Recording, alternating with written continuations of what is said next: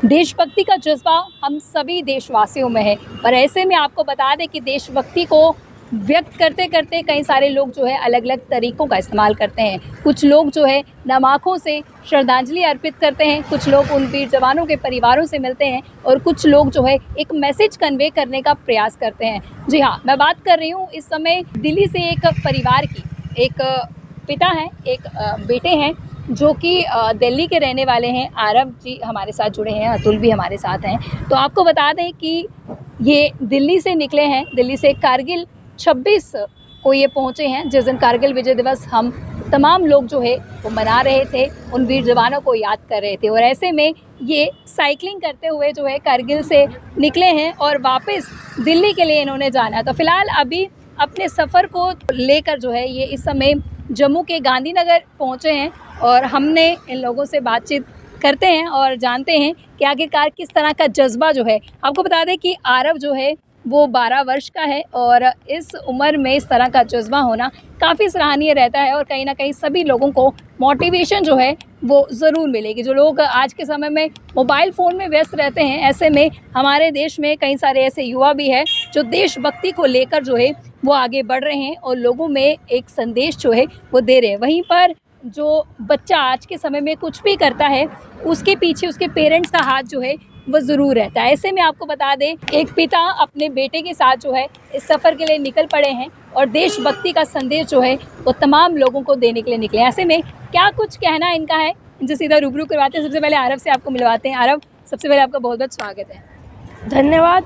और मैं ये बताना चाहता हूँ कि मैंने कारगिल वॉर मेमोरियल से एक यात्रा शुरू करी है कारगिल विजय की रजत जयंती मनाने के लिए और उन सोल्जर्स को ट्रिब्यूट देने के लिए जो कारगिल वॉर में शहीद हुए थे। ये यात्रा 1200 किलोमीटर की है और मैं इसे नेशनल वॉर मेमोरियल नई दिल्ली पर ख़त्म करूँगा। तो कितना अच्छा आपको लग रहा है कि देशभक्ति को लेकर जो है आप लोगों में संदेश पहुँचा रहे हैं? मेरे को बहुत अच्छा लगता है ऐसी चीज़ें करने का और मैं बड़ा होकर डिफेंस सर्विसेज में जाके भारत की सेवा करना चाहता हूँ। जी, तो देख रही हैं आपकी किस तरह का जज्बा जो है इसमें। आज के समय में जो बच्चे मोबाइल फ़ोन्स पे लगे रहते हैं, आपकी उम्र के ही होंगे, तो आपको किस तरह से लग रहा है कि देशभक्ति के लिए एक मैसेज पहुंचाना बहुत ज़रूरी है? बच्चों को पता चलना चाहिए कि कई सोल्जर्स ने आज जो फ्रीडम है उसके लिए कितनी मेहनत की है और अपनी जान भी गंवाई है। जी, तो क्या एक मैसेज आपकी तरफ से रहेगा तमाम युवकों को? मैं चाहता हूँ कि मेरी उम्र के बच्चे बड़े होकर या तो डिफेंस सर्विसेज में जाएं, भारत की सेवा करें या ओलंपिक्स में मेडल्स लाके भारत का नाम रोशन करें। All the very best.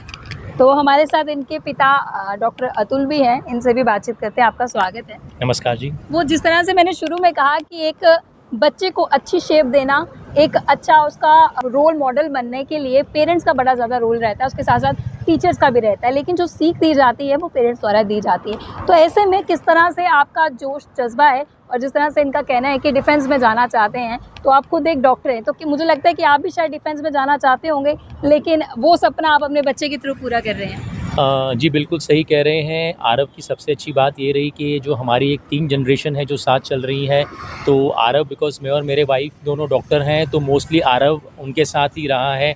तो वो आरव को शुरू से ही बचपन से ही फ्रीडम फाइटर्स की और जो हमारे मार्टियर्स हैं, जो हमारे हीरोज़ हैं, उनकी स्टोरी सुनाते थे। तो उसका काफ़ी एक प्रभाव पड़ा था आरव के ऊपर और इसीलिए अभी तो 12 साल का है, आज से 2 साल पहले इसने एक 2612 किलोमीटर की साइकिल यात्रा की थी, जो इसने INA मेमोरियल मोइरांग मणिपुर से शुरू की थी और नेशनल वॉर मेमोरियल दिल्ली पे समाप्त की थी 32 दिनों में। तो आपको भी कितना प्राउड फील होता है कि हमारा बच्चा इस तरह से इस उम्र में खुद से जज्बा उसके अंदर इनकल्ट हुआ है? बहुत अच्छा लगता है बिकॉज़ मैं तो पूरी यात्रा में थोड़ी छुट्टी की भी दिक्कत थी, तो मैं इनिशियली सिर्फ थोड़े टाइम के लिए ज्वाइन होने वाला था, but then as a father, as a doctor, as a coach, as a motivator I was like कि अगर मेरा बच्चा चाह रहा है कि मैं इतनी छोटी उम्र में कुछ अचीव करूं, तो it is my duty, it is my responsibility कि मैं उसको सपोर्ट करूं। जी, तो क्या एक मैसेज आपकी तरफ से भी रहने वाला है? मेरी तरफ से मैसेज यही रहेगा कि जो हमें आज़ादी मिली है, जो हमारे फ्रीडम फाइटर्स हैं, जो हमारे सोल्जर्स हैं, they have given their lives for the country, so we should respect them.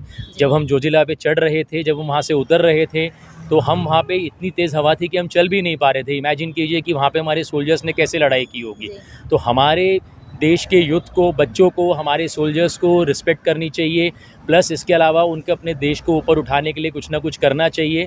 They should make our nation feel proud. जी, बहुत बहुत धन्यवाद हमारे साथ जुड़ने के लिए। तो आपको बता दें कि जहाँ पर एक तरफ गर्मी का कहर जो है वो बरपता जा रहा है और ऐसे में हम लोग एसी या छाँव का सहारा जो है वो लेते हैं, लेकिन ऐसे में आपको बता दें कि दिल्ली से ये परिवार आया है जो बिना गर्मी को देखे हुए, बिना गर्मी के महसूस किए हुए जो इस तरह से अपनी यात्रा को जो है वो आगे लेके बढ़ रहा है और एक ही मकसद है कि देश के जितने भी वीर जवान हैं उनको श्रद्धांजलि अर्पित करें, उनके लिए ट्रिब्यूट जो है ये कर रहे हैं और तमाम लोगों को ये संदेश दे रहे हैं कि हमें उनके बलिदान को नहीं भूलना चाहिए। आज हम लोग अपने घरों में सुरक्षित है वो इसीलिए है क्योंकि सरहदों पर हमारी सुरक्षा के लिए वीर जवान तैनात है और इसलिए हम संतोष से अपने घरों में कोई भी चीज़ जो है वो कर पाते हैं, कोई भी दिन त्यौहार जो है मना पाते हैं, वो इसलिए मना पाते हैं क्योंकि वो हमारी सुरक्षा के लिए तत्पर है। ऐसे में देशभक्ति को लेकर आपका किस तरह से जज्बा है ज़रूर कमेंट बॉक्स में कमेंट करना ना भूलें। अगली वीडियो लेकर फिर मैं हाजिर होंगी, तब तक के लिए आप देखते हैं यंग बाइट्स। जर्नलिस्ट अमन शर्मा के साथ मैं पूजा ठाकुर, यंग बाइट्स जम्मू।